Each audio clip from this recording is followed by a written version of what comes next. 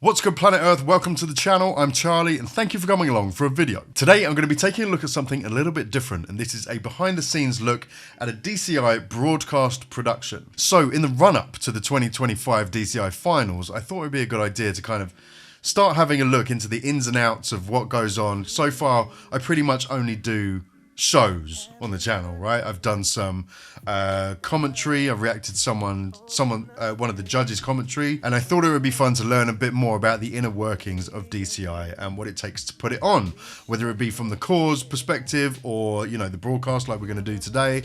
So that's what we're going to do. Anyway, if you would like to aid in my attempts to get to 2025 DCI finals this year, my GoFundMe is in the description, not the link. The link to my GoFundMe is in the description. We are just over halfway to goal, which I am so freaking grateful for. Thank you to everyone that has contributed so far. We're absolutely blown away by your generosity. You guys are freaking awesome. So anyway, if we can get to that goal, it means I can get there, I can get around, I can get my accommodation, I can get the camera gear that I need to shoot this properly, because obviously it's a completely different style of shooting. Oh, I spat there. It's a completely different style of shooting to what I do here. My little point and shoot camera that I use to make these videos just isn't adequate for shooting this kind of footage. So anyway, if we can get to goal, it means I can get the footage that I want and give you guys the content that you deserve and that you want, and it's going to be freaking sick, I promise you. Anyway, at the end of this week, well, it kind of is the end of this week, maybe at the beginning of next week, I'm going to do a specific video to give you guys an idea of exactly what's going to go on, where I'm going to be, the kind of things I'm going to be doing, and that cool stuff. I'm so excited. Anyway, yes, if you would like to contribute to the cause, GoFundMe is in the description. Anyway, let's get into this, and without further ado, let's go.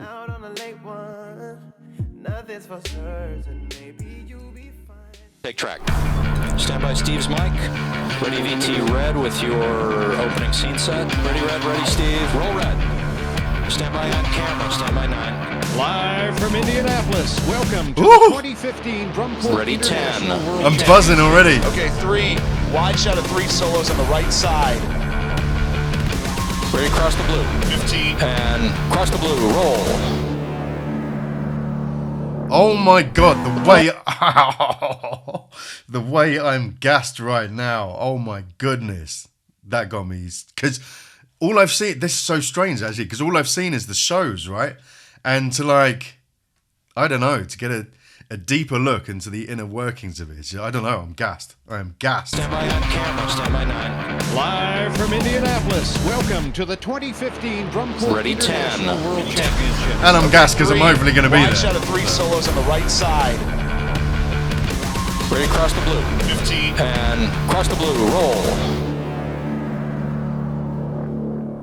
Hello again, everybody. Steve Rondinero, delighted to be back in that DCI air chair once again. I haven't seen this season. My name is Tom Blair. I'm the producer and executive producer of the DCI World Championship broadcasts. Our mission is and always has been to try to make DCI and drum and bugle corps look exceptional to the world. The whole process really starts a few months out. There's a lot of logistics involved, finding the right truck, getting the proper equipment in place, that kind of thing. But then the real important work comes when the corps start competing.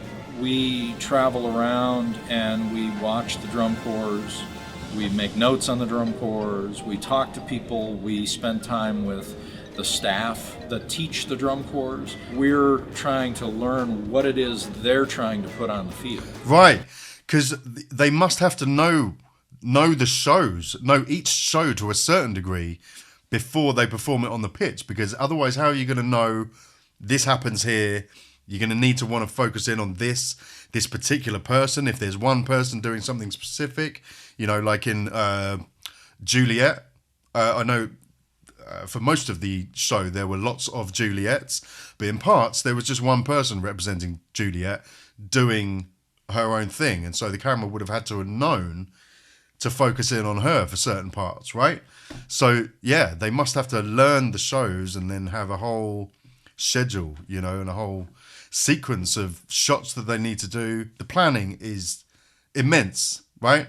It just goes to show how ridiculous this whole operation is. I don't mean that in a disparaging sense at all. It's just immense. Not only do the corps have to obviously do everything and put on their thing, it has to be shot, it has to be put on, it has to be catered to by stadium staff, the broadcasters, all kinds of different staff, I imagine. It's wild. I mean, these guys have to learn, to a certain degree, every show that is put on. That's wild. We talk to people, we spend time with the staff that teach the drum corps.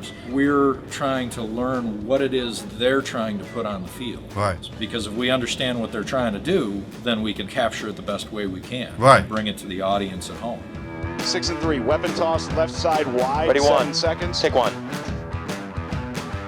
I'm John Flower. I am the Associate Director for all of the DCI World Championship video products under Tom Blair. What's up, John? Depending on who's in the chair next to me, I may be helping with the timing of a show on the Cinecast. Typically making sure that we don't run long is the big thing that I'm doing, so I'm assisting Tom in that regard. When the corps are actually on the field performing, I kind of turn to my right, and I'm working with one of our directors, either Jeff Clark or Mike Mabbitt, and I'm assisting them in a variety of manners. Most importantly, I'm assisting them in getting the cameras to the positions that the directors need them to be, or at least attempting to.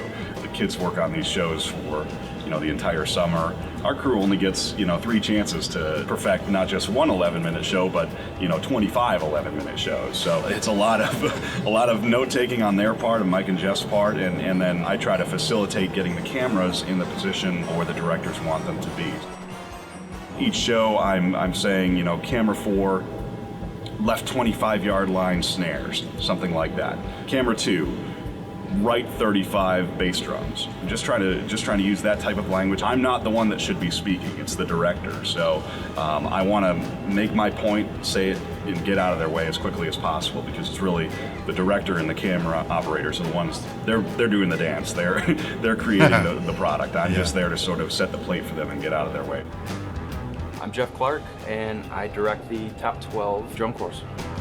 Throughout the summer, we go to drum corps shows, kind of get comfortable understanding the shows, and I try to go as a fan and not be thinking about the camera positions and how I'm going to cover something, but I just can't help myself. Come around San Antonio, Atlanta, the regionals, we'll travel down, we'll record on our iPhones just in the voice memo, and we'll almost make like a tape like we're talking to the camera guys, and then I'll transcribe that, and that's what the assistant director is reading. Quads now, and then 2-5, take trumpets, 3. rifles, and sabers on the right side.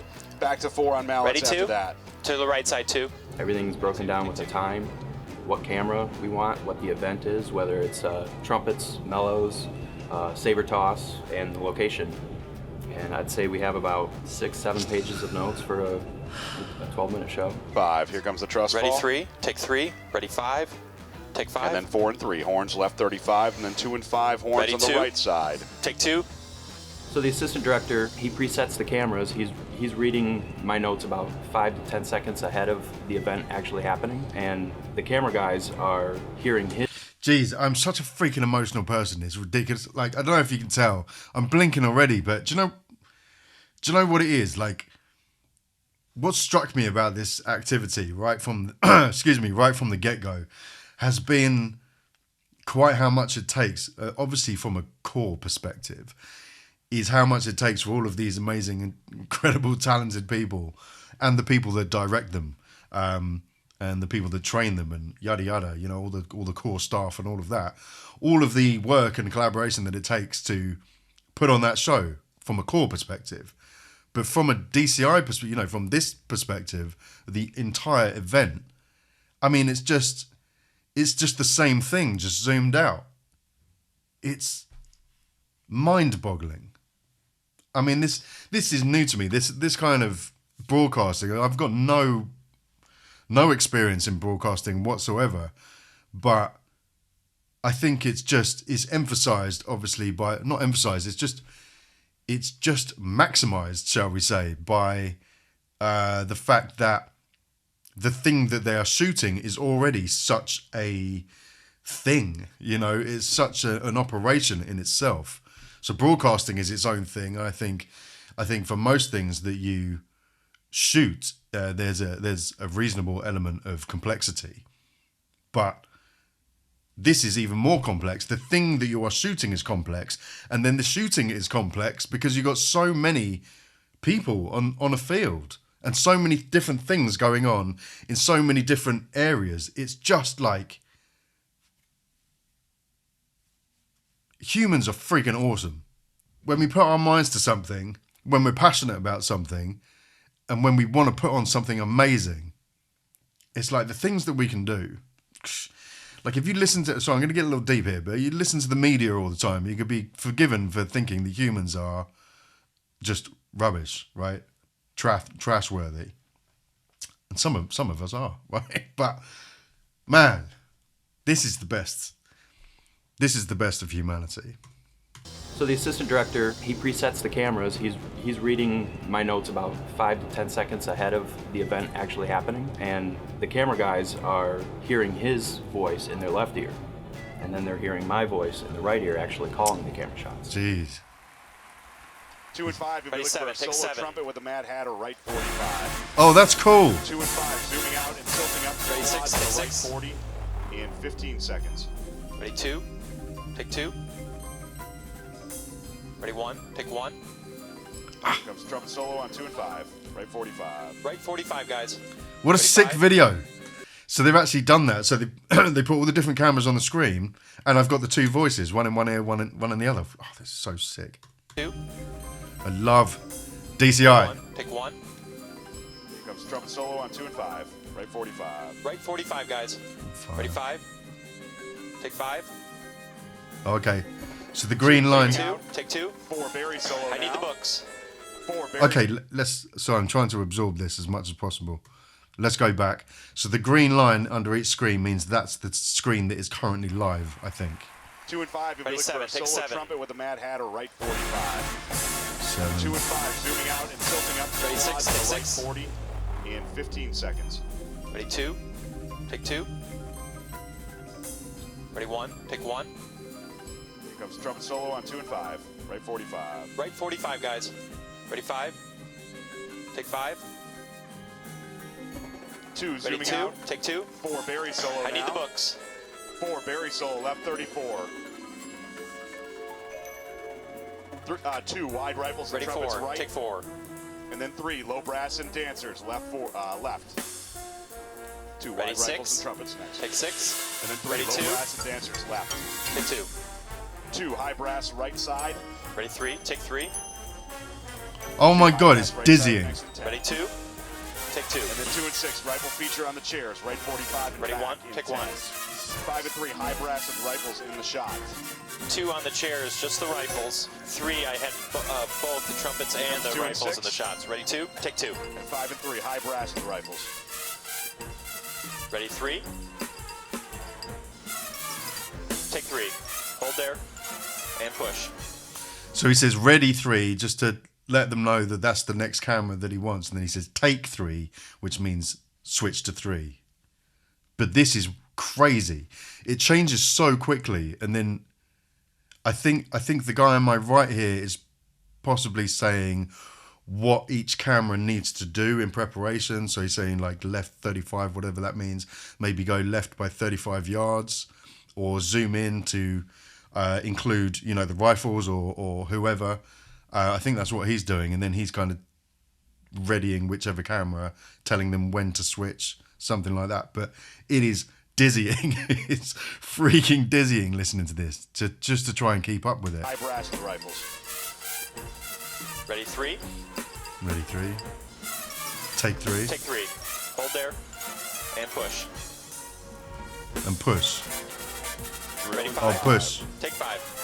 3 snares left 4. So I think, in my limited videography understanding, a push is a slow zoom or move forward. Ready, 2. Back. Take 2. 7 seconds. Ready, 1. Take 1. Ready, 3. Take 3. Park and blow next. And 3.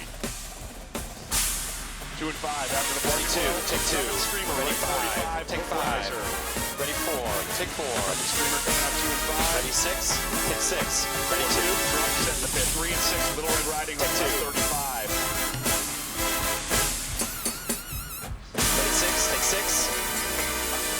Ready, 2. Take 2.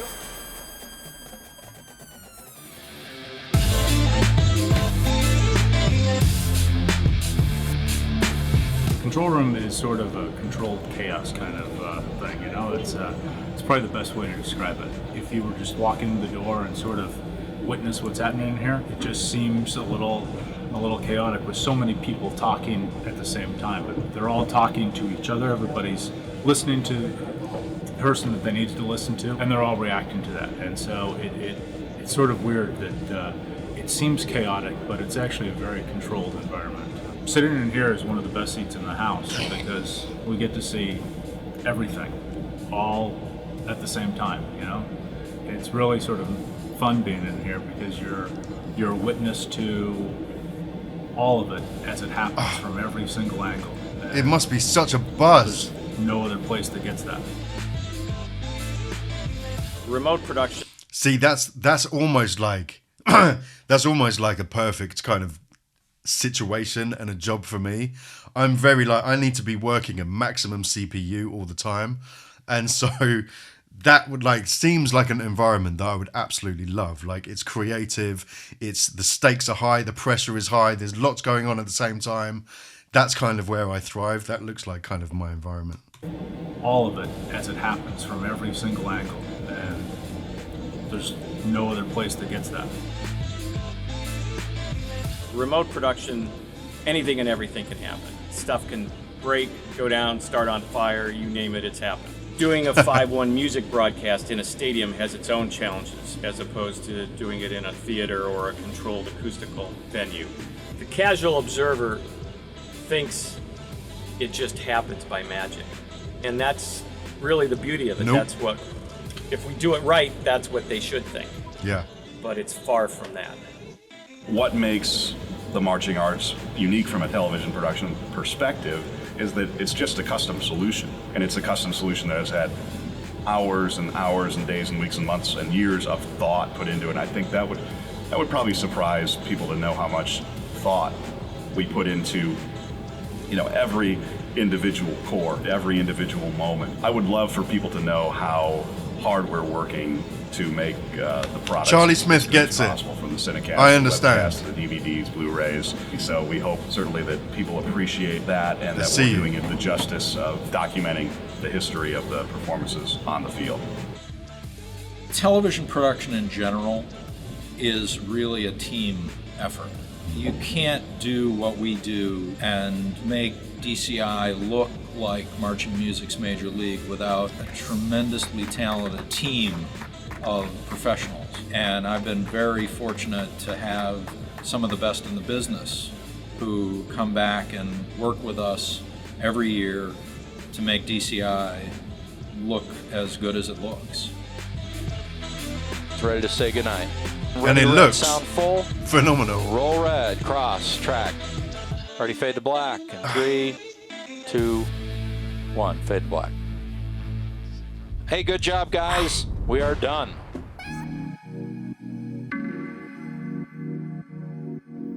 That was one of the best sort of informative / educational videos that I've seen for a while. I am so gassed up and like excited, and I just love everything about this.